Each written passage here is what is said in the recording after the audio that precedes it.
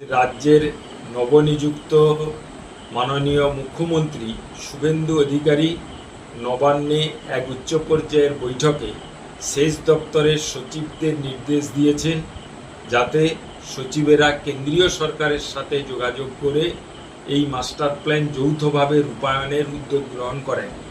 এজন্যই রাজ্য সরকার 50% টাকা বহন করবে বলেও মুখ্যমন্ত্রী আজকে ঘোষণা করেছেন।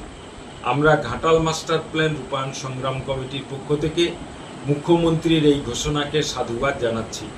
আমরা এও আবেদন করছি যাতে দ্রুত এই মাস্টার প্ল্যান রূপায়ণ কেন্দ্র এবং রাজ্য উভয় সরকারের মাধ্যমে রূপায়িত হয়, সেজন্যে জরুরি ভিত্তিতে যাতে উদ্যোগ গ্রহণ করা হয়।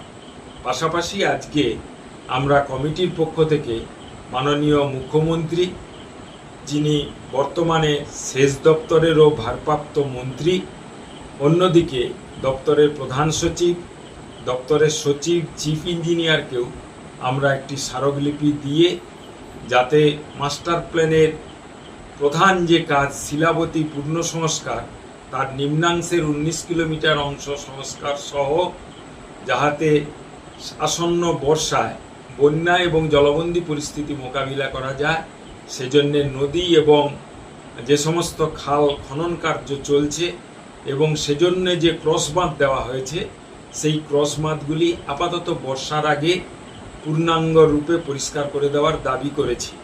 পাশাপাশি নিকাশি খাল এবং নদীর ভেতরে যেখানে কচুরিপানা রয়েছে, সেই কচুরিপানাগুলিও পরিষ্কার করবার আমরা দাবি করেছি। এর সাথে যে সমস্ত অকেজ স্লুইস গেট রয়েছে, তাও বর্ষার পূর্বে যাতে তার গেটগুলি পাল্টানো হয় এবং ওই যন্ত্রাংশে মোবিল দিয়ে যাতে স্লুইস গেটগুলি ঠিকমতো কাজ করে, সে দাবিও আমরা স্মারকলিপির মাধ্যমে জানিয়েছি।